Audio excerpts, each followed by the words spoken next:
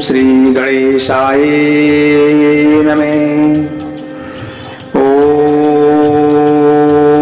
श्री सरस्वते नमः। ओम श्री सीतारामाभ्यां नमः।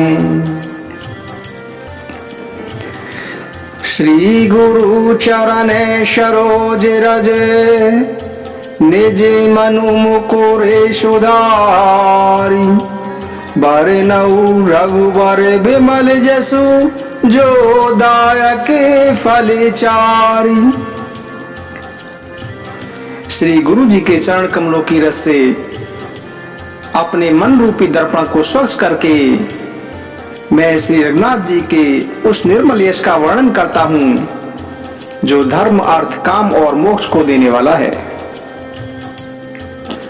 जब ते राम ब्याही घर आए नित्य नव मंगल मोद बधाए।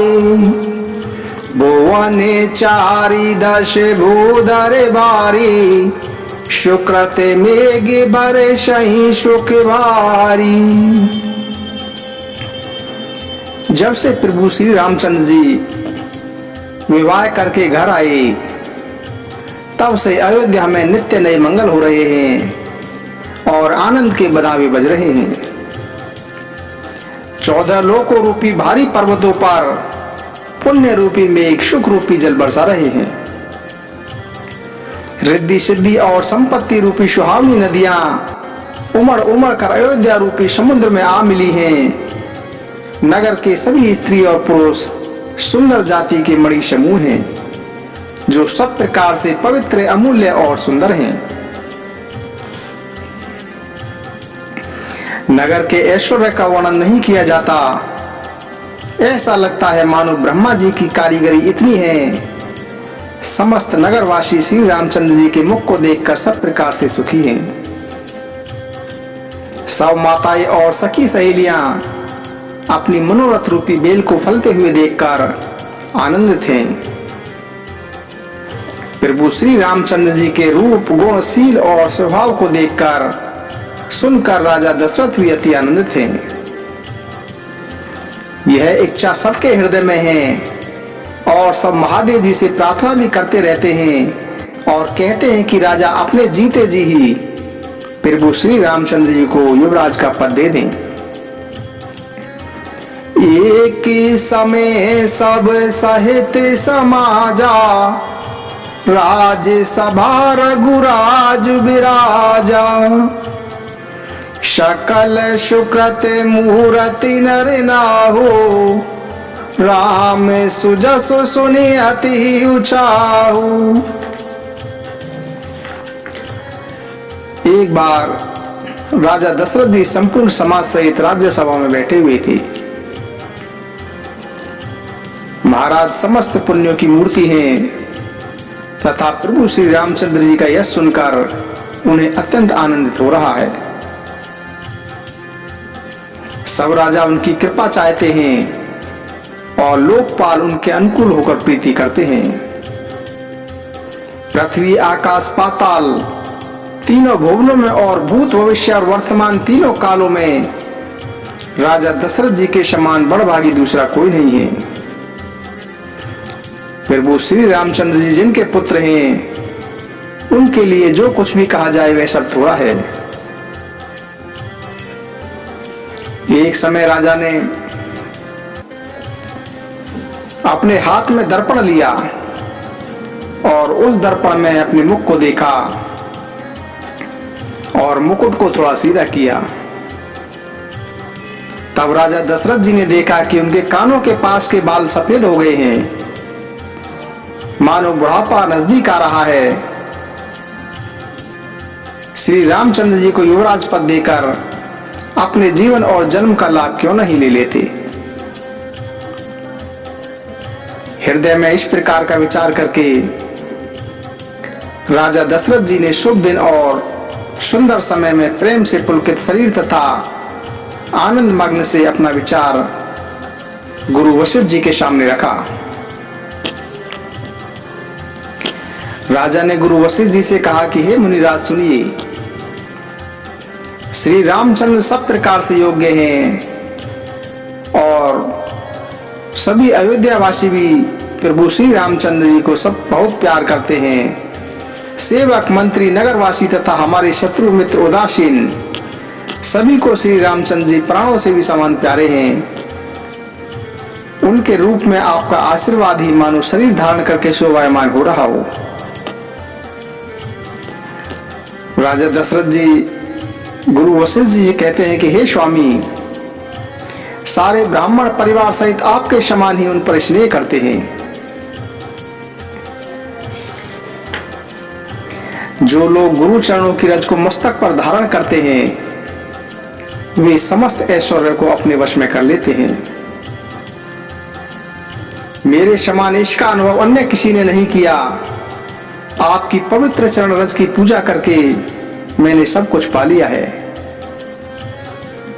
राजा दशरथ जी इस प्रकार के वचन गुरु वशिष्ठ जी से कहते हैं।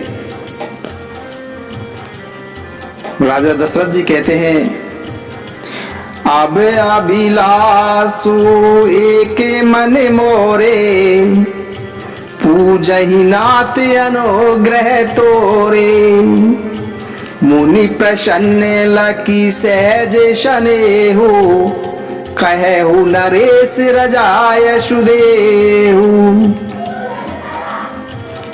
राजा दशरथ जी गुरु वशिष्ठ जी से कहते हैं कि हे मुनिराज, अब मेरे मन में एक इच्छा है, हे नाथ वह भी आपकी कृपा से पूरी हो जाएगी। राजा का प्रेम देखकर मुनि प्रसन्न होकर बोले कि हे राजन, कहिए आपकी क्या इच्छा है। हे राजन, आपका नाम और यह समस्त मनचाही वस्तुओं को देने वाला है। आप द्वारा मनोकामना करने से पहले ही फल उत्पन्न हो जाता है। तब गुरु जी को प्रसन्न जानकर राजा दशरथ जी कोमल वाणी से बोले कि हे नाथ, श्री रामचंद्र को युवराज के रूप में घोषित कीजिए। कृपा करके ऐसा करने की आज्ञा दीजिए ताकि तैयारी की जाए। मेरे जीते जी यह आनंद उत्सव हो जाए तो सब लोगों को अपने नेत्रों का लाभ प्राप्त हो जाएगा। आपके प्रसाद से शिव जी ने सब इच्छाएं मेरी पूर्ण कर दी हैं। केवल मेरी यही इच्छा मन में रह गई है। इस लालसा के पूर्ण हो जाने से, मेरी इस इच्छा के पूर्ण होने के बाद फिर चाहे यह शरीर चला जाए, मुझे कोई भी पछतावा नहीं होगा। दशरथ जी के सुंदर वचन सुनकर मुनि वशिष्ठ जी बहुत प्रसन्न हुए। गुरु वशिष्ठ जी ने कहा कि हे राजन सुनिए, जिनसे विमुख होकर लोग पछताते हैं और जिनके भजन पवित्र प्रेम के अनुगामी हैं, तभी तो प्रेमवश वे आपके पुत्र हुए हैं। हे राजन, आप देर न कीजिए, शीघ्र सब सामान सजाइए। शुभ दिन तभी है जब श्री रामचंद्र जी युवराज हो जाएं। राजा प्रसन्न होकर महल में आए और उन्होंने सेवकों और मंत्रियों को सुमंत्र को बुलवाया। उन लोगों ने जय जीव कहकर सिर झुकाए। तब राजा ने उन्हें राम जी का युवराज पद देने का प्रस्ताव बताया और कहा, यदि आप सबकी यही इच्छा हो, आप सबको यह अच्छा लगे, तो आप लोग प्रसन्नता पूर्वक श्री रामचंद्र जी का राज तिलक कीजिए। यह सुनते ही मंत्री ऐसे आनंदित हुए मानो उनके मनोरथ रूपी पौधों में पानी पड़ गया हो। उन्होंने हाथ जोड़कर विनती की कि हे जगतपति, आप करोड़ों वर्ष जिए। आपने समस्त संसार का मंगल करने वाला काम सोचा है। हे नाथ, अब शीघ्रता कीजिए, देर न कीजिए। मंत्रियों की सुंदर वाणी सुनकर राजा को बहुत आनंद हुआ। राजा दशरथ जी इतने आनंदित हुए मानो बढ़ती हुई बेल को सुंदर डाली का सहारा मिल गया हो। राजा दशरथ जी बोले, श्री रामचंद्र के राज्य अभिषेक के लिए मुनिराज वशिष्ठ जी की जो आज्ञा हो, आप सब लोग उसको तुरंत ही कीजिए। तब मुनिराज ने हर्षित होकर कोमल वाणी से कहा कि संपूर्ण श्रेष्ठ तीर्थों का जल ले आओ। फिर उन्होंने औषधि, मूल, फूल, पत्र और अनेक मांगलिक वस्तुओं के नाम भी गिनवाकर बताए। अनेक प्रकार के रत्न, अनेक मंगल वस्तुएं जो राज्य अभिषेक के लिए योग्य होती हैं, गुरु वशिष्ठ जी ने मंगाने की आज्ञा दी। मुनि वेदोक्त विधान बतलाकर बोले कि नगर में अनेक मंडप सजाओ, फलों समेत आम, सुपारी और केले के वृक्ष नगर की गलियों में चारों ओर लगा दो। सुंदर मणियों के मनोहर चौक पुरवाओ और बाजार को सजाने के लिए जनता से कह दो। श्री गणेश जी गुरु और कुल देवता की पूजा करो और ब्राह्मणों की अनेक प्रकार से सेवा करो। ध्वजा, पताका, तोरण, कलश, घोड़े, रथ और हाथी सबको सजाओ। मुनि वशिष्ठ जी के वचनों को सुनकर सबने उनके वचनों को पूरा किया और सभी अपने काम में लग गए। मुनि ने जिसे जिस प्रकार की आज्ञा दी उसने वह काम अपने लिए सबसे पहले रखा। राजा, ब्राह्मण, साधु और देवताओं का पूजन किया जाने लगा और प्रभु श्री रामचंद्र जी के लिए मंगल कार्य किए जाने लगे। प्रभु श्री रामचंद्र जी के राज्य अभिषेक का समाचार सुनते ही अवध भर में बधावे बजने लगे। प्रभु श्री रामचंद्र जी और सीता जी के शरीर में भी शुभ शकुन दिखाई दिए। अनेक सुंदर अंग फड़कने लगे। पुलकित होकर वे दोनों प्रेम सहित एक दूसरे से कहने लगे कि ये सब शकुन भरत के आने की पूर्व सूचना है। उन्हें मामा के घर गए हुए बहुत दिन हो गए हैं, बार बार उनसे मिलने की इच्छा हो रही है। इन शकुनों से भरत के मिलने का विश्वास होता है। भरत के समान जगत में हमें कौन प्यारा है, बस शकुन का यही फल है, दूसरा कुछ नहीं है। प्रभु श्री राम जी भरत के विषय में दिन रात ऐसा सोचते रहते हैं जैसा कछुए का हृदय अंडों में रहता है। इसी समय यह मंगल समाचार सुनकर सारा अरण्यवास भी उसी प्रकार हर्षित हो उठा जैसे चंद्रमा को बढ़ते हुए देखकर समुद्र में लहरों का विलास सुशोभित होता है। सबसे पहले अरण्यवास में जाकर जिन्होंने यह समाचार सुनाए उन्हें अनेक आभूषण और वस्त्र प्राप्त हुए। रानियों का शरीर प्रेम से पुलकित हो उठा और मन प्रेम में मग्न हो गया। वे अनेक मंगल कलश सजाने लगी। सुमित्रा जी ने मणियों के अनेक प्रकार के सुंदर और मनोहर चौक पूरे। आनंद में मग्न हुई श्री रामचंद्र जी की माता कौशल्या जी ने ब्राह्मणों को बुलाकर बहुत दान दिए। उन्होंने ग्राम देवियों और ग्राम देवताओं और नागों की पूजा की तथा कार्य सिद्ध होने पर पुनः पूजा करने की मनौती मानी और प्रार्थना की कि जिससे श्री रामचंद्र जी का कल्याण हो, कृपा करके वही वरदान दीजिए। कोयल जैसी मीठी वाणी वाली, चंद्रमा के समान सुंदर मुख वाली और हिरण के बच्चे के समान नेत्रों वाली स्त्रियां मंगल गान करने लगीं। प्रभु श्री रामचंद्र जी के राज्य अभिषेक का समाचार सुनकर सभी स्त्री और पुरुष प्रसन्न हो उठे और विधाता को अपने अनुकूल समझकर मंगल साज सजाने लगे। तब नर नाहे वशिष्ठ बुलाए, राम धाम सिख देन पठाई। गुरु आगमनु सुनत रघुनाथा, द्वारे आई पद नायउ माथा। तब राजा दशरथ जी ने गुरु वशिष्ठ जी को बुलाया और शिक्षा देने के लिए प्रभु श्याम रामचंद्र जी के महल में भेजा। गुरु जी का आगमन सुनते ही प्रभु श्री रघुनाथ जी ने दरवाजे पर आकर उनके चरणों में सिर नवाया। फिर आदर पूर्वक अर्घ्य देके उन्हें घर में ले आए और पूजा करके उनका सम्मान किया। फिर सीता जी सहित उनके चरण स्पर्श किए और दोनों हाथ जोड़कर बोले, सेवक सदन स्वामी आगमनु, मंगल मूल अमंगल दमनु। तदपि उचित जन बोले सप्रीति, पटियहि काज नाथ असिनीति। प्रभु श्री रामचंद्र जी कहते हैं कि यद्यपि सेवक के घर स्वामी का पधारना मंगल मूलक और अमंगलों का नाश करने वाला होता है, तथापि हे नाथ, दास को ही कार्य के लिए बुला भेजते, क्योंकि यही नीति कहती है। परंतु प्रभु आपने स्वयं यहाँ पधार कर जो स्नेह प्रदान किया है, इससे आज यह घर पवित्र हो गया है। हे गोसाई, आप जो आज्ञा हो वह मैं करूं। स्वामी की सेवा में ही सेवक का लाभ है।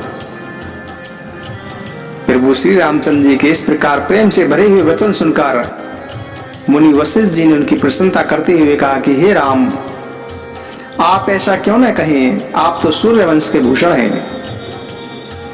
प्रभु श्री रामचंद्र जी के गुणशील और स्वभाव का बखान करके मुनि वशिष्ठ जी प्रेम से पुलकित होकर बोले कि हे रामचंद्र जी, राजा दशरथ जी ने राज्याभिषेक की तैयारी की है, वे आपको युवराज पद देना चाहते हैं, इसलिए आज आप विधि पूर्वक उपवास यज्ञ आदि संयम कीजिए, जिससे विधाता कुशल पूर्वक इस काम को सफल कर दें।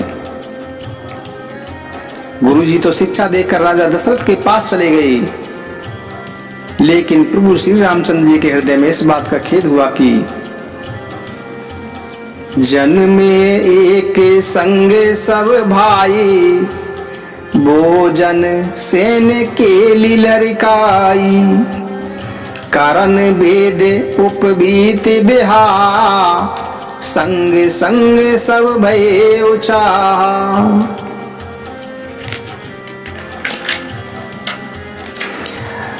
प्रभु श्री रामचंद्र जी मन में सोचते हैं कि हम सब भाई एक ही साथ जन्मे, खाया पिया सोया और यज्ञोपवीत और विवाह आदि उत्सव भी सब साथ साथ ही हुए, पर इस निर्मल वंश में यह अनुचित बात हो रही है और सब भाइयों को छोड़कर राज्याभिषेक सिर्फ मेरा ही हो रहा है।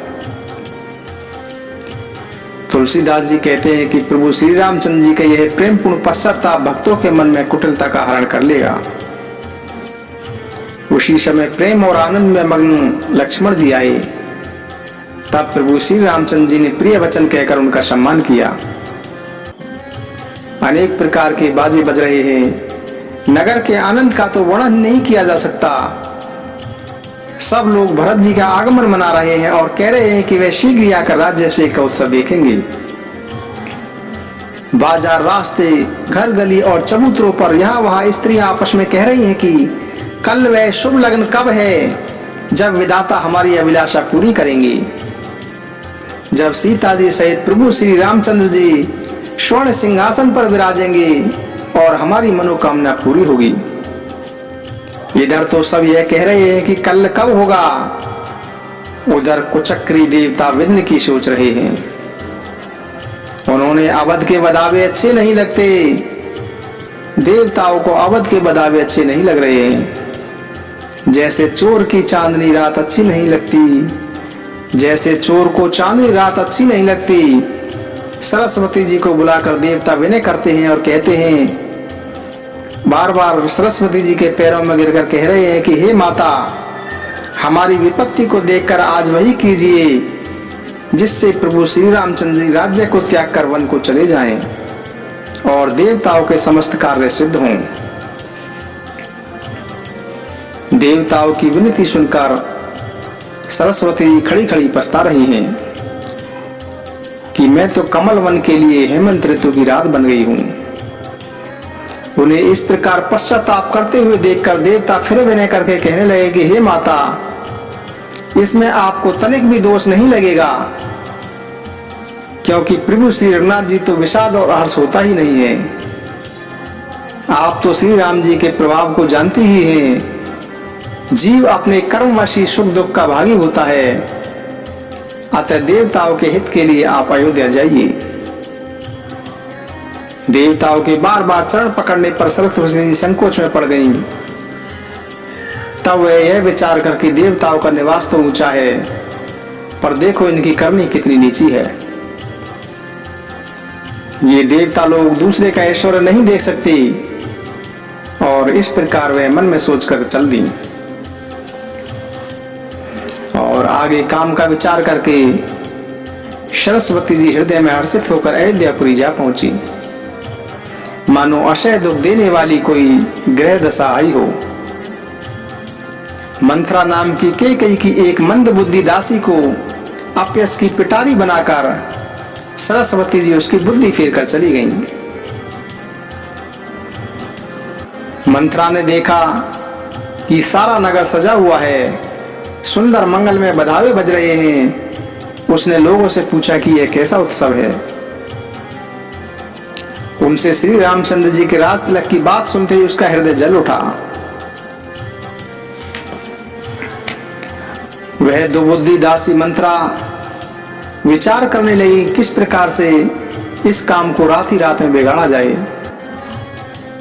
मानो कोई दुष्टा बिल्ली शहद का छत्ता तोड़कर घात लगाए हुए इस प्रकार उखाड़ डालूं। वह उदास होकर भरत जी की माता कैकेयी के पास पहुंची और रानी कैकेयी से हंसकर बोली कि तू उदास क्यों है। रानी कैकेयी मंत्रा से हंसकर बोली कि तू उदास क्यों है। और रानी कैकेयी की इस बात पर मंत्रा ने कोई भी उत्तर नहीं दिया और लंबी सांस लेती हुई इस प्रकार के चरित्र दिखाने लगी, आंसू बहाने लगी। तब रानी हंसकर कहने लगी कि तू तो बहुत बड़बड़ कर बोलने वाली है।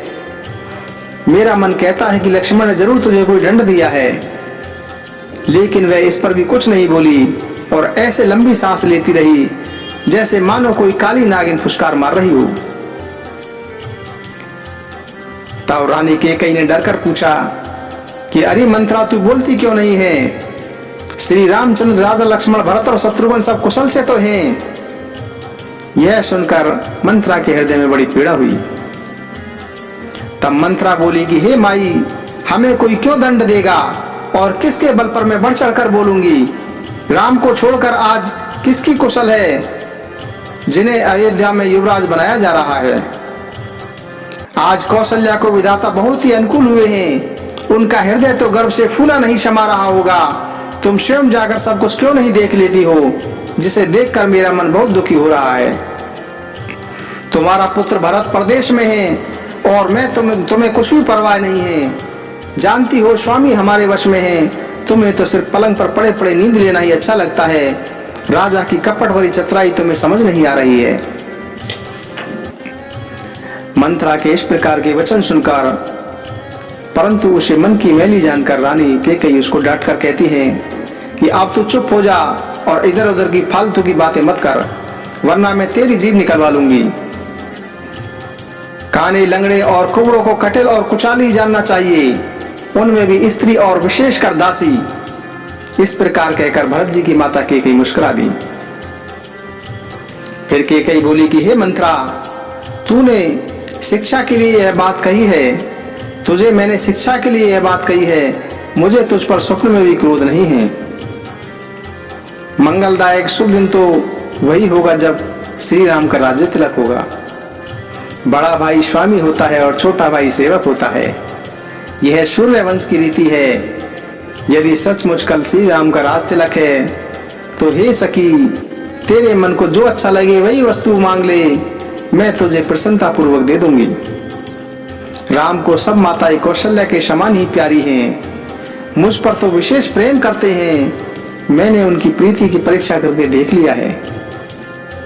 यदि विधाता कृपा करके जन्म दे तो रामचंद्र पुत्र और सीता बहू हो।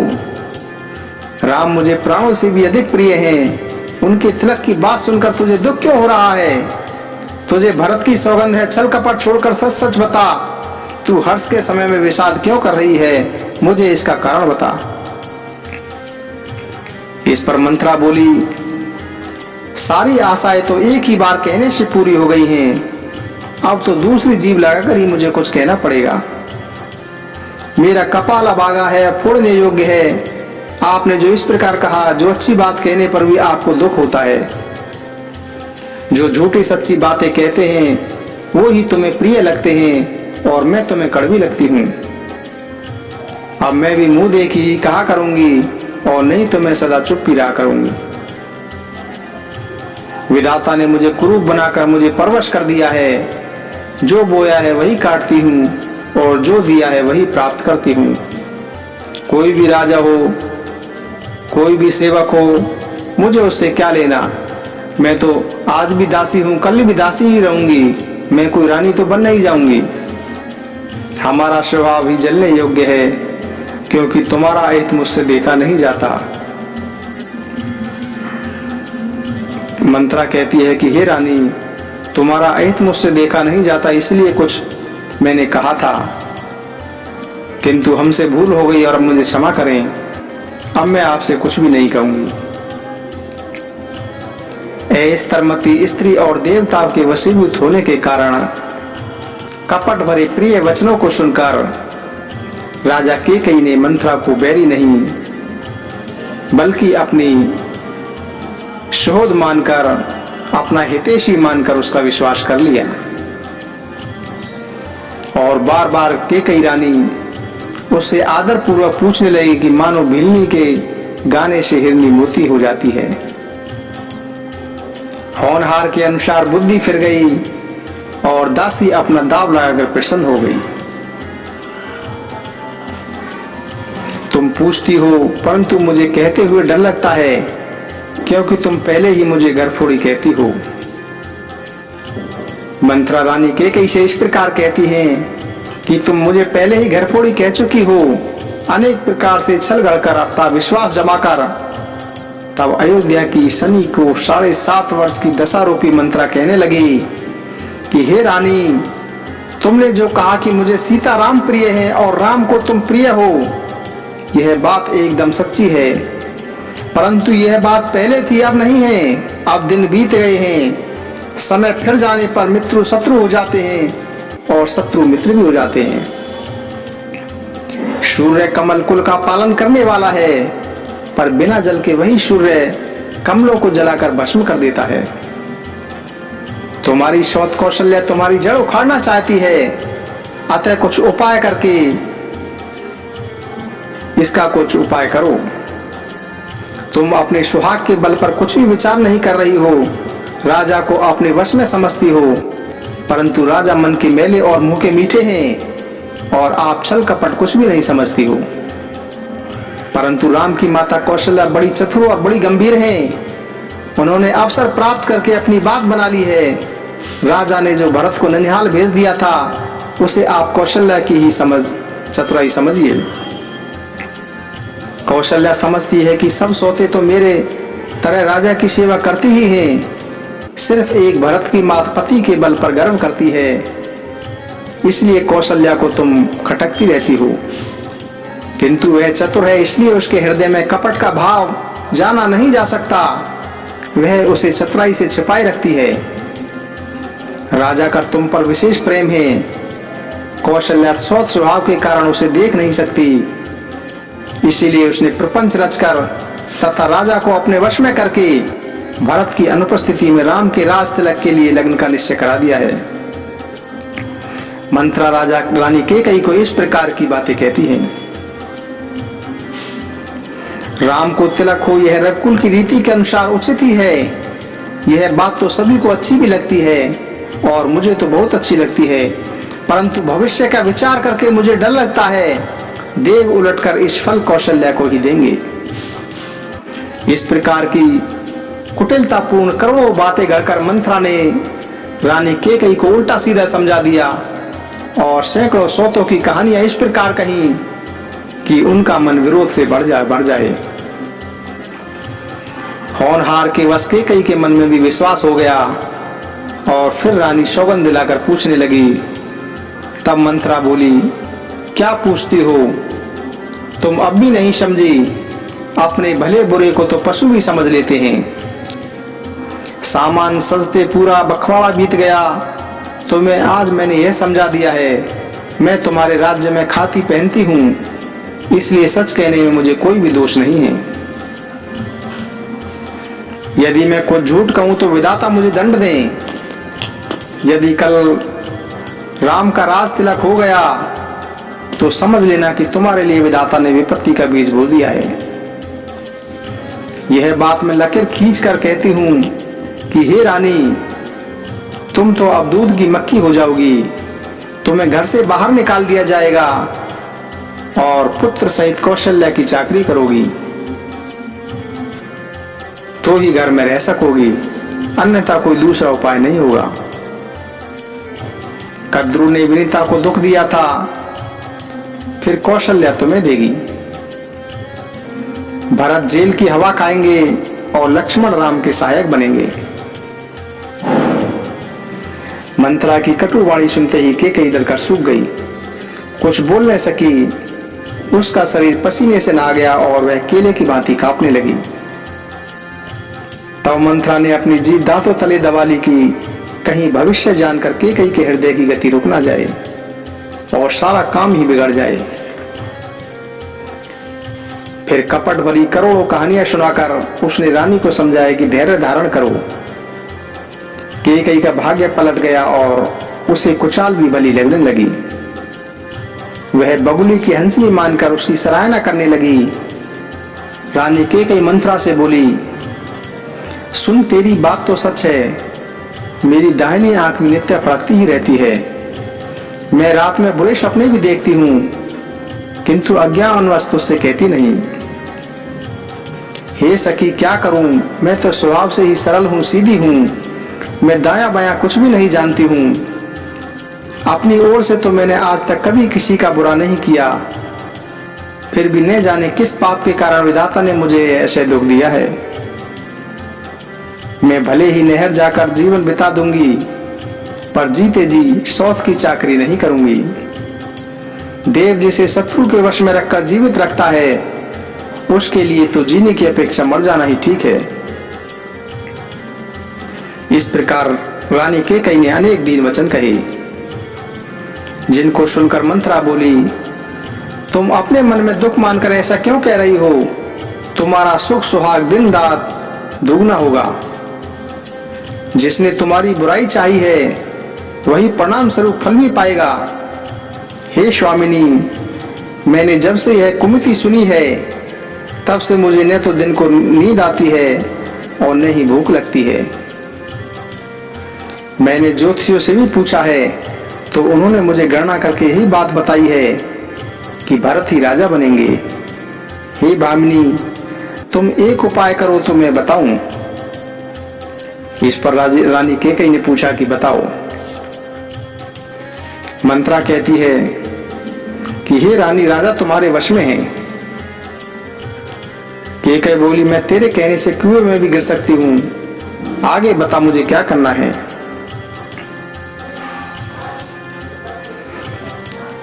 तब कुबड़ी कैकई से अनेक प्रकार से उसको अपने अनुकूल बनाकर कपट रूपी छुरी की धार को अपने हृदय रूपी पत्थर का तेज करती है। रानी कैकई आने वाले दुख को कैसे न देखती। बलि का पशु हरी हरी घास चरते हुए यह नहीं जानता कि मौत उसके सिर पर नाच रही है। मंत्रा की बातें सुनने में तो कोमल थी, पर परिणाम में वह भयावह थी। मानो वह शहद में जहर मिला रही हो। दासी मंत्रा बोली कि हे स्वामिनी, तुमने मुझे एक कथा सुनाई थी, वह याद है कि नहीं? राजा के पास तुम्हारे दो वचन तुम्हारी धरोहर हैं। आज उन्हें राजा से मांगकर अपनी छाती ठंडी करो। एक वचन में भरत के लिए राज मांग लो और दूसरे में राम के लिए वनवास मांग लो, और इसी प्रकार अपनी सौतन का सारा आनंद छीन लो और उसे उसी करनी का फल दो। जब राजा राम की सौगंध खा ले तब वर मांगना, जिससे वचन टल न सके। आज की रात बीत जाने पर सारा काम बिगड़ जाएगा, इसीलिए मेरी बात को प्राणों से भी प्रिय समझना। पापी मंत्रा ने घात लगाकर कहा, आप तुम कोप भवन में जाओ और सारा काम बड़ी सावधानी से करना, राजा की बातों में आ मत जाना। कुबड़ी को रानी ने प्राणों के भी समान प्रिय समझकर बार बार उसकी बुद्धि की सराहना की और बोली कि हे दासी, संसार में तेरे समान हितैषी मेरा कोई नहीं है। तू मुझ बह जाने वाली के लिए सहारा बन गई है। यदि विधाता कल मेरा मनोरथ पूरा कर दे, तो मैं तुझे अपनी आंखों की पुतली बना लूंगी। इस प्रकार दासी को अनेक प्रकार से आदर देकर रानी कैकई को भवन में चली गई। विपत्ति बीज है, दासी वर्षा ऋतु है, और कैकई की कुबुद्धि उस बीज को बोने के लिए धरती बन गई है। कपट रूपी जल पाकर उसमें अंकुर फूट निकला। दोनों वरदान उस अंकुर के दो पत्ते, और अंत में दुख रूपी इसका फल निकलेगा। तब कैकई कुपित होने का वेश बनाकर को भवन में जाकर सो गई और राज्य करते हुए अपनी दुष्ट बुद्धि के कारण नष्ट हो गई। पूरे राजमहल और नगर भर में धूम मची हुई थी। इस कुचाल को कोई भी नहीं समझ सका। नगर के सब स्त्री पुरुष आनंदित होकर मंगलाचरण करते हुए सज रहे थे। कोई भीतर जाता तो कोई बाहर निकलता। राजद्वार में बड़ी भीड़ थी। बाली शका सुनिए हर साही, मिली 10-5 राम पही जाही। प्रभु आदर ही प्रेम पहचानी, पूछे कुशल के में मृदुवानी। श्री रामचंद्र जी ने बाल सखा राज तिलक का समाचार सुनकर हर्षित हो उठे। वे मिलकर प्रभु श्री रामचंद्र जी के पास गए और उनके प्रेम को पहचान कर प्रभु श्री रामचंद्र जी ने उनका आदर किया और कोमल वाणी से कुशल क्षेम पूछा।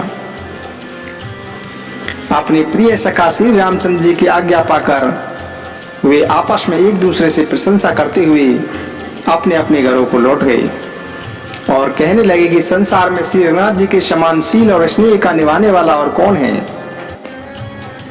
भगवान हमें यही वरदान दें कि हम अपने कर्मवश जिस योनि में भी जन्म लें, उस योनि में हम प्रभु रामचंद्र जी के सेवक बने और सीतापति श्री रामचंद्र जी हमारे स्वामी बने। यह नाता अंत तक चलता रहे।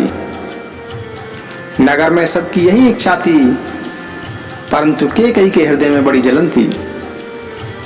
कुसंगति पाकर कौन नष्ट नहीं होता। नीच व्यक्ति के मतानुसार चलने से चतुराई नष्ट हो जाती है। संध्या के समय राजा दशरथ आनंद के साथ केकई के महल में गए, मानो साक्षात इसने ही शरीर धारण करके निष्ठुरता पा गया हो। को भवन का नाम सुनकर राजा सहम गए। डर के मारे उनके पांव आगे नहीं पड़ते। स्वयं देवराज इंद्र जिनकी भुजाओं के बल पर निर्भर हैं और संपूर्ण राजा जिनकी ओर देखते रहते हैं, वही राजा दशरथ स्त्री का क्रोध सुनकर सूख गए। कामदेव का प्रताप और महिमा तो देखिए, जो त्रिशूल वज्र और तलवार आदि की चोटें भी सहन करने वाले हैं, वही कामदेव के पुष्पबाण द्वारा मारे गए। राजा डरते डरते केकई के पास गए और उसकी दशा देखकर उन्हें बड़ा दुख हुआ। केकई जमीन पर पड़ी हुई थी, पुराना मोटा कपड़ा पहने हुए थी, शरीर के सभी आभूषणों को उतार कर फेंक दिया था। द्रौपदी केकई का यह वेश ऐसे शोभायमान हो रहा था मानो उसके विधवापन की सूचना हो। राजा दशरथ जी ने उसके पास जाकर कोमल वाणी से कहा कि हे प्राण प्रिय, किसने रोटी हो। यह कहकर राजा ने उसे अपने हाथ से स्पर्श किया तो उसने उनके हाथ को झटका कर झटक दिया और ऐसे देखने लगी मानो क्रोध से भरी हुई नागिन देख रही हो। दोनों वरदान उस नागिन की 2 जीभें और 2 दांत हैं तथा वह उसके लिए मर्म स्थल देख रही है। तुलसीदास जी कहते हैं कि राजा दशरथ होनहार के वश में होकर इस प्रकार हाथ झटकने को भी नागिन की भांति देखने को काम किरणा ही समझ रहे थे। और राजा दशरथ जी बार बार कह रहे थे कि हे सुमुखी, हे शिलोचनी, हे कोकल बेनी, हे गजगामिनी, मुझे अपने क्रोध का कारण तो बताओ। हे प्रिय, किसने तेरा अनिष्ट किया है, किसके 2 सिर हैं। यमराज किसके लिए अपने लोक ले जाना चाहता है। कहो किस कंगाल को राजा कर दूं और किस राजा को कंगाल कर दूं। तेरा शत्रु देवता भी हो तो भी मैं उसे मार सकता हूं। कीड़े मकोड़ों के समान नर नारी तो चीज ही क्या है। हे सुंदरी, तू तो मेरा स्वभाव जानती ही है। मेरा मन सदा ही तेरे मुख रूपी चंद्रमा का चकोर बना रहता है। हे प्रिय, मेरी प्रजा, कुटुंबी, संपत्ति, पुत्र, यहाँ तक कि मेरे प्राण भी तेरे अधीन हैं। यदि मैं तुझसे कपट करके कहता हूं तो मुझे 100 बार राम की सौगंध है। तू प्रसन्नता पूर्वक अपनी मनचाही मांग ले, अपने सुंदर अंगों को आभूषणों से सजा ले। मन में मौका बेमौका तो विचार कर देख। हे प्रिय, यह समय इस प्रकार की बातें करने का नहीं है। तू शीघ्र ही इस कुबेश को त्याग दे। यह सुनकर और मन में राम जी की सौगंध पर विचार कर मंद बुद्धि केकई हंसती हुई उठी और गहने पहनने लगी।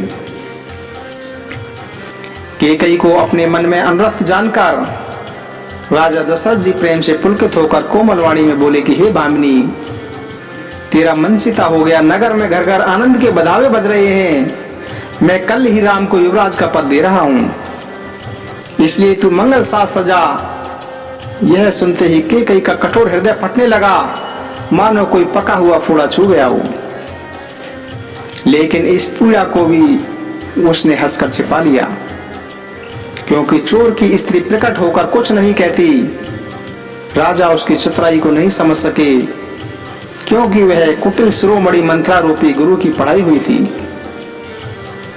यद्यपि राजा नीति में निपुण हैं, परंतु त्रिया चरित्र भी अथाह समुद्र है।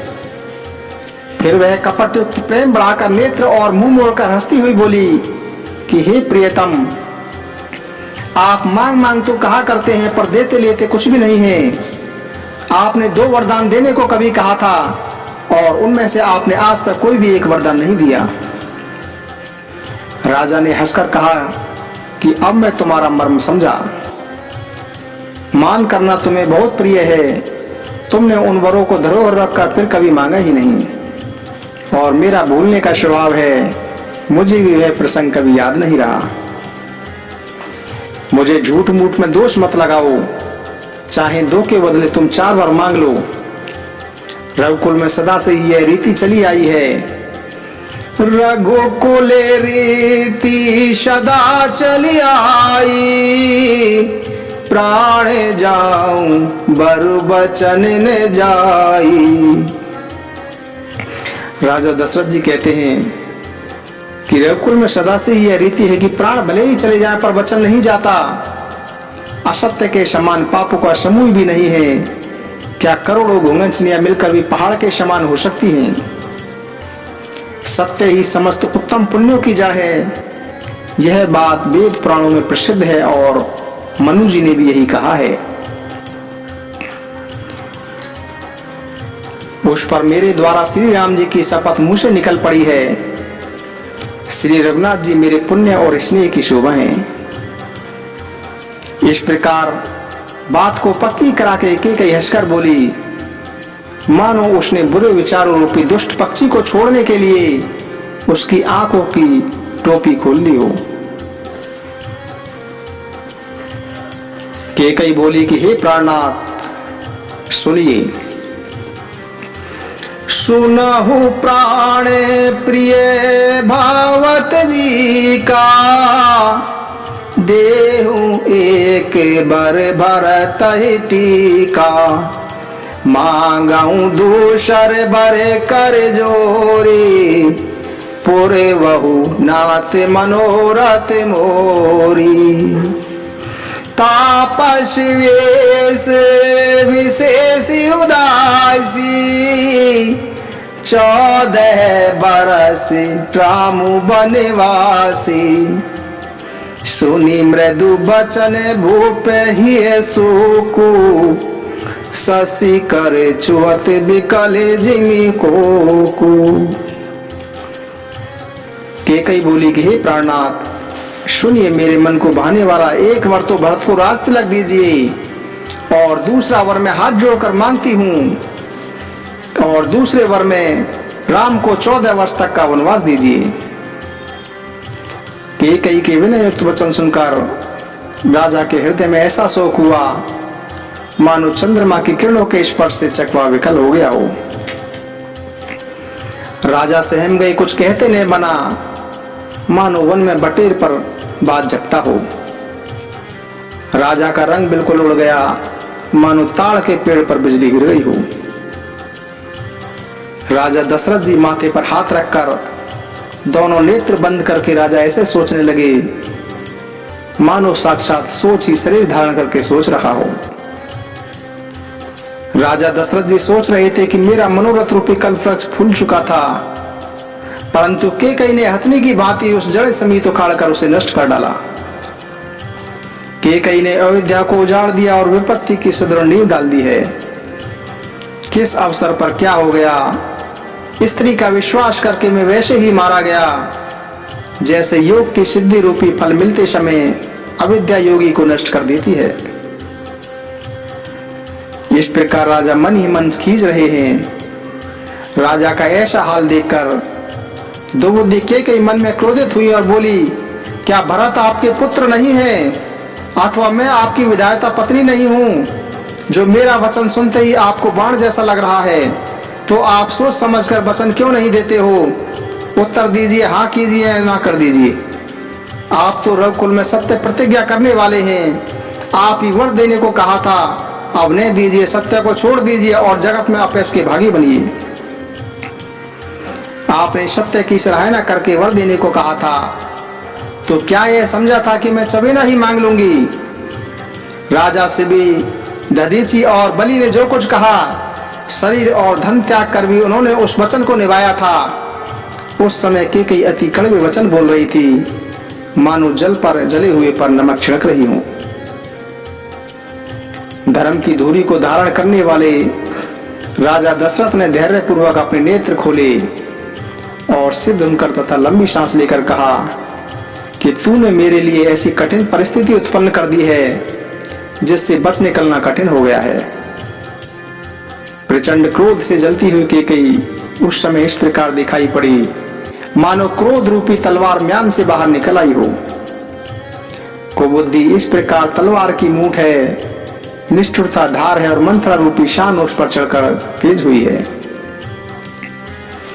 राजा ने देखा कि स्थिति भयानक और कठोर है और सोचा, क्या यह मेरा जीवन लेगी? तब राजा अपनी छाती कैड़ी करके अत्यंत नम्रता पूर्वक कैकेयी से सचमुच बोले, प्रिय बचन कस कैसे कुबाती, वीर प्रतीति प्रीति करिहाती, मोरे भरत राम दुहिया की, सत्य कहूँ करि शंकर साकी। राजा दशरथ जी कैकेयी से कहते हैं कि हे प्रिय, विश्वास और प्रेम को नष्ट करके ऐसे वचन क्यों कह रही हो? भरत और रामचंद्र मेरी दो आंखें हैं, यह मैं शंकर जी को साक्षी मानकर सत्य कहता हूं। मैं अवश्य सवेरे ही दूध भेजूंगा, सुनते ही भरत शत्रुघ्न दोनों भाई तुरंत ही आ जाएंगे और शुभ मुहूर्त में सारी तैयारी करके डंका बजाकर मैं भरत को राज्य सौंप दूंगा। मेरे राम को राज्य का लोभ नहीं है और भरत पर भी उनका प्रेम है। मैं अपने ही मन में छोटे बड़े का विचार कर राजनीति का पालन करते हुए बड़े का राज तिलक करने जा रहा था। मैं 100 बार राम की सौगंध खाकर कहता हूं कि राम की माता ने इस विषय में मुझसे कुछ भी नहीं कहा। मैंने तुझसे बिना पूछे ही यह सब निर्णय कर लिया, इसलिए मेरा मनोरथ खाली गया। अब तू क्रोध छोड़ दे और मंगल साज सज, कुछ ही दिनों बाद भरत को युवराज पद मिल जाएगा। मुझे तो एक ही बात का दुख है कि तूने दूसरा वरदान क्यों मांगा। उस आंच से मेरा हृदय अब भी जल रहा है। यह दिल लगी क्रोध है अथवा सच है? क्रोध को त्याग कर मुझे राम का अपराध बता। सब यही कहते हैं कि राम तो बड़े ही साधु हैं। तू स्वयं भी राम की सराहना करती है और राम पर स्नेह भी करती है। अब यह सुनकर मुझे संदेह हो गया है कि तुम्हारी प्रशंसा और स्नेह कहीं झूठे तो नहीं थे। जिसका स्वभाव शत्रु को भी अनुकूल लगता है, वह माता के प्रतिकूल आचरण क्यों करेगा? हे प्रिय, हंसी और क्रोध को छोड़ दे, अनुचित विचार का वर मांग, जिससे भरत का राज्य अभिषेक देख सकूं। मछली चाहे बिना पानी के जीती रहे और सांप चाहे बिना मणि के दीन दुखी होकर जीता रहे, परंतु मैं अपने स्वभाववश कहता हूं कि मैं राम के बिना नहीं जी सकता। हे प्रिय, मन में विचार कर देख, मेरा जीवन श्री राम के दर्शन के अधीन है। राजा के ऐसे कोमल वचन सुनकर कैकेयी इस प्रकार जल उठी मानो अग्नि में घी की आहुतियां डाल दी गई हों। और कैकेयी बोली कि आप भले ही करोड़ों उपाय करें, यहाँ आपकी चालबाजी नहीं चलेगी। या तो जो मैंने मांगा है वह वर दीजिए, वरना ना करके या पैस के भागी बनिए। मुझे बहुत प्रपंच अच्छे नहीं लगते। राम साधु हैं, आप साधु हो और राम की माता भी साधु है। मैंने सबको पहचान लिया है। कौशल्या ने मेरा जैसा भला चाहा था, मैं भी उन्हें इसी प्रकार का सबक दूंगी। यदि सवेरा होते हुए मुनि का वेश धारण करके राम वन नहीं जाते तो निश्चय समझ लीजिए कि मैं मर जाऊंगी और आपका अपयश फैलेगा। ऐसा कहकर के कई इस प्रकार उठ खड़ी हुई मानो क्रोध की नदी उमड़ रही हो, जो पाप रूपी पहाड़ से प्रकट हुई हो और क्रोध रूपी जल से भरी है, और इतने भयानक है कि देखी नहीं जाती। दोनों वरदान उस नदी के दो किनारे हैं। कैकेयी का कठिन हट उसकी तीव्र धारा है और मंत्रा के वचनों की प्रेरणा भंवर है, जो राजा दशरथ रूपी वृक्ष की जड़ को उखाड़कर ढाती हुई विपत्ति रूपी समुद्र की ओर सीधी चली जा रही है। राजा ने समझ लिया कि बात वास्तव में सच्ची है। स्त्री के बहाने ही मृत्यु मेरे सिर पर नाच रही है। फिर राजा ने कैकेयी के चरण पकड़कर तथा उसे बिठाकर विनती की कि तू सूर्य कुल रूपी वृक्ष के लिए कुल्हाड़ी मत बन।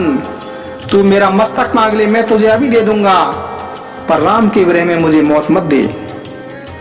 जैसे भी हो तू राम को रख ले, नहीं तो तेरी छाती जीवन भर जलेगी। तब राजा ने देखा कि रोग असाध्य है।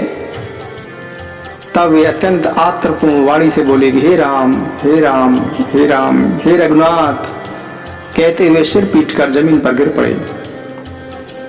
राजा व्याकुल हो गए। उनका शरीर शिथिल पड़ गया, मानो हथनी ने कल्पवृक्ष को उखाड़ फेंका हो। कंठ सूख गया, मुंह से बात नहीं निकलती, मानो बिना पानी की मछली तड़प रही हो। कैकेयी ने फिर कड़वे और कठोर वचन कहे, मानो घाव में जहर भर रही हो। वह बोली, जो अंत में ऐसा ही करना था तो आपने मांग मांग किस पल पर कहा था? ठेका मांगकर हंसाना और गाल फुलाना, क्या ये दोनों काम एक साथ हो सकते हैं? दानी भी कहना और कंजूसी भी करना, क्या इस प्रकार क्षेम कुशल कभी हो सकता है? अब आप या तो प्रतिज्ञा छोड़ दीजिए या धैर्य धारण कीजिए। इस प्रकार ऐसा स्त्री की भांति मत रोइए। सत्यव्रती के लिए तो शरीर, स्त्री, पुत्र, धन और पृथ्वी सब तिनके के बराबर होते हैं। कैकेयी के मर्म भेदी वचन सुनकर राजा बोले, तू जो चाहे कह ले, तेरा दोष नहीं है। मेरा काल मानो तुझे पिशाच होकर लग गया है, वही तुझसे यह सब कहलवा रहा है। भरत तो भूल कर भी राजपद नहीं चाहता। होनहार के वश तेरे ही मन में इस तरह की कुमति आ गई है। यह सब मेरे पापों का परिणाम है, जिससे कुछ समय विधाता मेरे विपरीत हो गए हैं। यह सुंदर अयोध्या नगरी दोबारा से भली भांति बसेगी और समस्त गुणों के धाम श्री राम का राज्य भी होगा। सब भाई उनकी सेवा भी करेंगे और तीनों लोकों में श्री राम की बड़ाई भी होगी।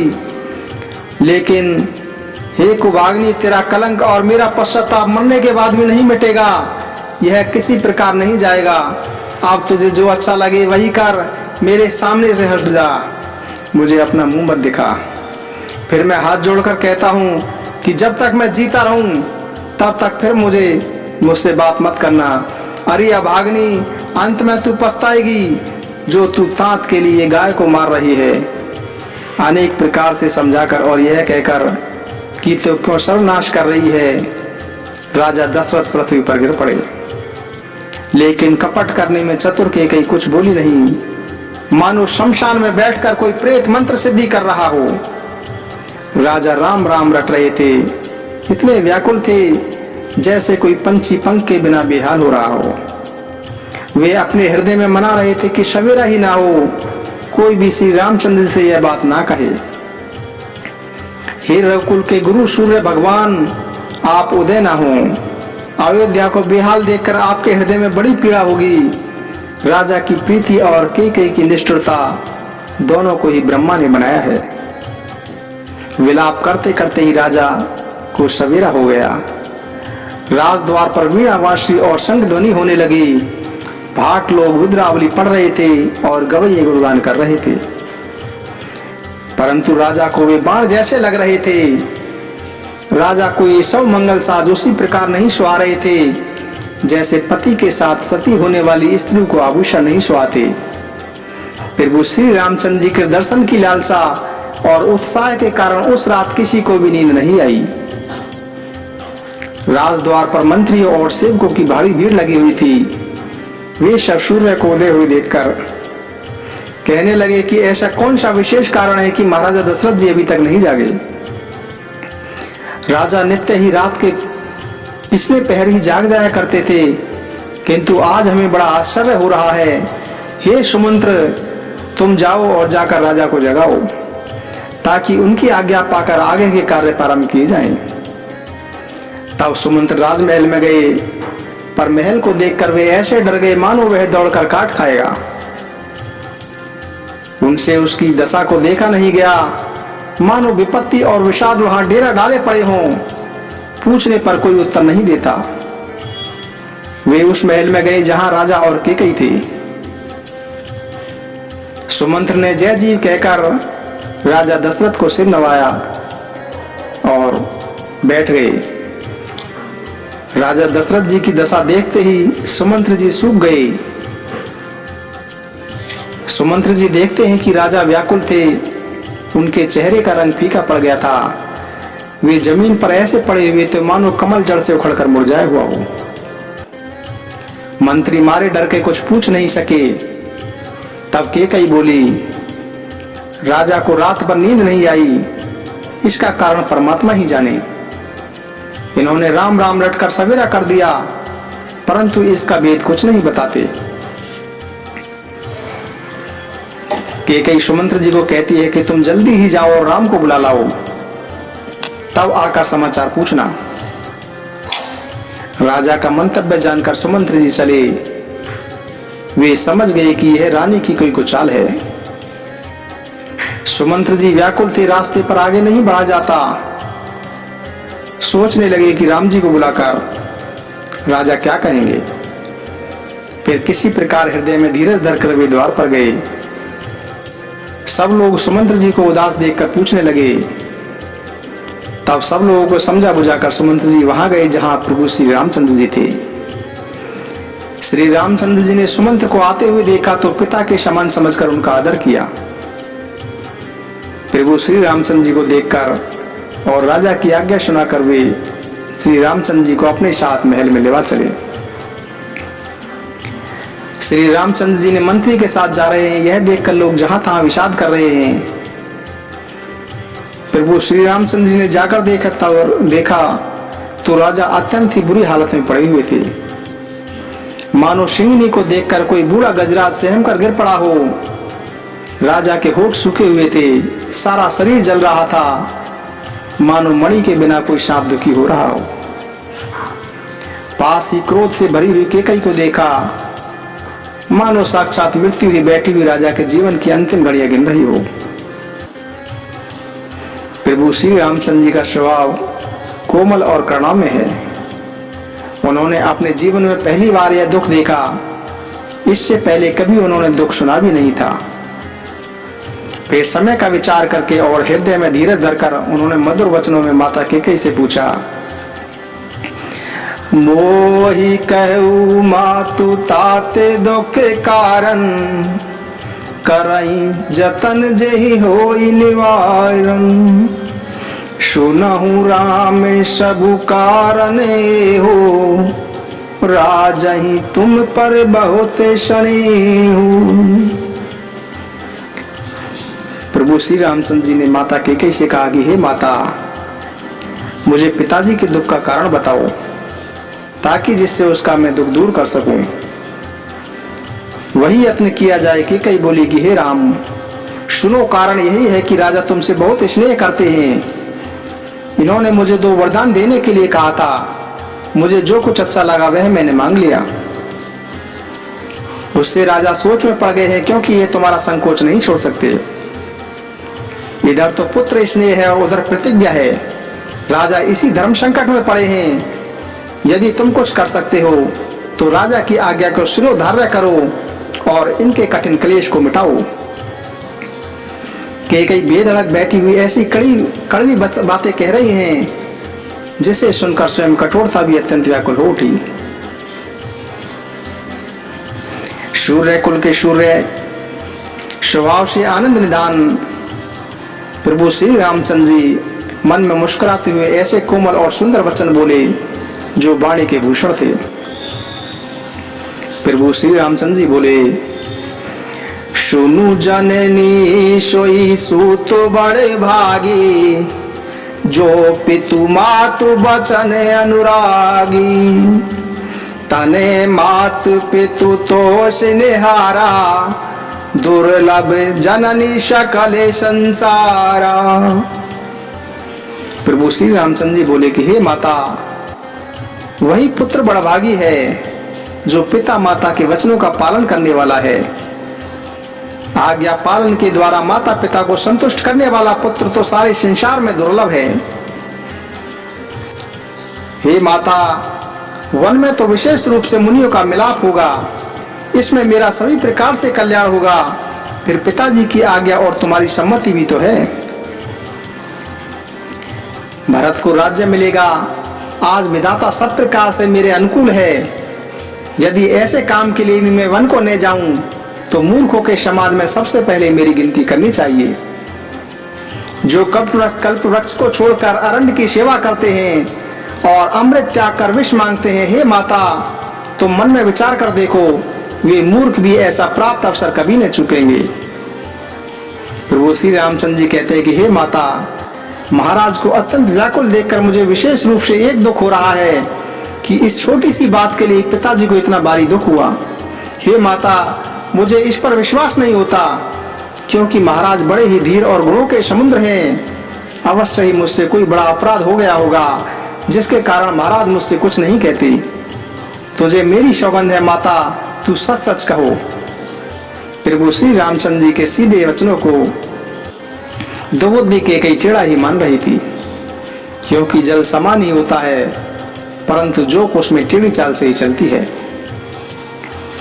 केकई प्रभु श्री रामचंद्र जी की सहमति पाकर हर्षित हुई और कपटपूर्ण स्नेह दिखलाकर बोली कि हे राम, तुम्हारी शपथ हो, भरत की सौगंध है, मैं राजा के दुख का कोई दूसरा कारण नहीं जानती। राजा के दुख के कारण ये दो वरदान ही हैं। हे तात, तुम माता पिता का अपराध कर सको यह संभव नहीं है। तुम तो माता पिता और भाइयों को सुख देने वाले हो। तुम जो कुछ भी कर रहे हो यह सब सत्य है। तुम माता पिता के वचनों का पालन करने में तत्पर हो। केकई कहती है कि हे राम, मैं तुम्हारी बलिहारी जाती हूँ। तुम पिता को समझाकर वही करो जिससे बुढ़ापे में इनका अपयश न हो। जिस पुण्य ने इन्हें तुम जैसे पुत्र दिए हैं उसका निरादर करना उचित नहीं है। माता केकई के मुख से इस प्रकार के वचन ऐसे लगते हैं जैसे मगध देश में आया गया तीर्थ। श्री रामचंद्र जी को माता केकई के सब वचन ऐसे अच्छे लगे जैसे गंगा जी में जाकर अच्छे बुरे सभी प्रकार के जल शुभ हो जाते हैं। इतने में ही दशरथ जी की मूर्छा दूर हुई और उन्होंने राम राम कहकर करवट ली। तब सुमंत्र जी ने श्री रामचंद्र जी का आना कहकर उनसे विनती की। जब दशरथ जी ने सुना कि श्री रामचंद्र पधारे हैं तो उन्होंने धैर्य पूर्वक अपने नेत्र खोले। मंत्री ने संभाल कर उन्हें बिठाया। तब उन्होंने श्री रामचंद्र जी को अपने चरण कमलों में प्रणाम करते हुए देखा। स्नेह से विकल दशरथ जी ने राम जी को इस प्रकार अपने हृदय से लगा लिया मानो सांप ने अपनी खोई हुई मणि फिर से पाली हो। वे प्रभु श्री राम जी को देखते ही रह गए। उनके नेत्रों में आंसुओं की धारा बह चली। शोक वश में होने के कारण राजा कुछ नहीं कह सके। वे बार बार श्री रामचंद्र जी को हृदय से लगाते और मन में ब्रह्मा जी को मनाते कि जिससे श्री रघुनाथ जीवन को ले जाएं। फिर महादेव जी का स्मरण करके उनसे निहोरा करते हुए बोले कि हे सदाशिव, आप मेरी विनती सुनिए। आप शीघ्र ही प्रसन्न होने वाले और मुंह मांगा वर देने वाले हैं, अतः मुझे अपना दीन सेवक जानकर मेरे दुख को दूर कीजिए। आप सबके हृदय में विद्यमान हैं। आप श्री रामचंद्र जी को ऐसी बुद्धि दीजिए जिससे वे मेरे वचन को त्याग कर तथा शील और स्नेह छोड़कर घर पर ही रह जाएं। चाहे जगत में अपयश हो और सुयश नष्ट हो जाए, चाहे मैं नरक में घूरूं अथवा स्वर्ग में मुझे जगह न मिले, अनेक प्रकार से दुख आपसे सहन करने पड़े, पर श्री रामचंद्र जी मेरी आंखों से दूर न जाएं। राजा मन ही मन इस प्रकार विचार कर रहे थे, बोलते नहीं थे। उनका मन पीपल के पत्ते की भांति डोल रहा था। श्री रघुनाथ जी ने पिता के प्रेम को जानकर यह अनुमान करके कि पिता माता फिर कुछ कहेंगी तो पिताजी को बहुत दुख होगा। देश काल और अवसर के अनुकूल विचार कर ये विनीत वचन कहे कि हे तात, मैं कुछ कहता हूं, यह मेरी छिटाई है। इस अनुचित्य को मेरा बालकपन समझकर क्षमा कीजिएगा। इस तुच्छ बात के लिए आपने इतना दुख उठाया। मुझे किसी ने पहले यह बात क्यों नहीं बताई? आपको इस दशा में देखकर मैंने माता से भी पूछा। उनसे ही सारा प्रसंग सुनकर मेरे समस्त अंग शीतल हो गए। हे पिताजी, इस समय स्नेहवश होकर सोच करना छोड़ दीजिए और हृदय में प्रसन्न होकर मुझे आज्ञा दीजिए। यह कहते हुए प्रभु श्री रामचंद्र जी पुलकित हो गए और फिर बोले, धन्य जनमु जगते तलतासु, पिता ही प्रमोदु चरिते सुनि जाशु, चारि पदारथ करे तलता के, प्रिय पितु मातु प्राणी समझा के। प्रभु श्री राम जी बोले कि इस पृथ्वी पर उसका जन्म धन्य है जिसके चरित्र सुनकर पिता को आनंद हो, जिसे माता पिता प्राणों के समान प्रिय हैं। अर्थ धर्म काम मोक्ष चारों पदार्थ उसकी मुट्ठी में रहते हैं। आपकी आज्ञा पालन करके और जन्म का फल पाकर मैं शीघ्र ही लौट आऊंगा, अतः कृपा करके मुझे आज्ञा दीजिए। इसके बाद माता से विदा मांगकर तथा पुनः आपको प्रणाम करके मैं वन को चला जाऊंगा। ऐसा कहकर प्रभु श्री रामचंद्र जी वहां से चले गए। राजा ने शोकवश कोई उत्तर नहीं दिया। वह अप्रिय बात नगर भर में इतनी जल्दी फैल गई मानो डंक मारते ही बिच्छू का विष सारे शरीर में चढ़ गया हो। इसे सुनकर सभी स्त्री पुरुष इस प्रकार व्याकुल हो गए जैसे वन में लगी भयंकर आग देखकर बेलें और वृक्ष मुरझा जाते हैं। जिसे जहां भी यह समाचार मिला वह अपना सिर धुनने लगा। सभी विषाद में डूब गए, किसी को भी धीरज नहीं बनता। श्री राम जय जय राम, श्री राम जय जय राम, जय जय श्री सीताराम, जय जय श्री सीताराम। श्री राम जय जय राम, श्री राम जय जय राम, श्री राम जय जय राम, श्री राम जय जय राम, श्री राम जय जय राम, प्रभु राम जय जय राम, श्री राम जय जय राम, प्रभु राम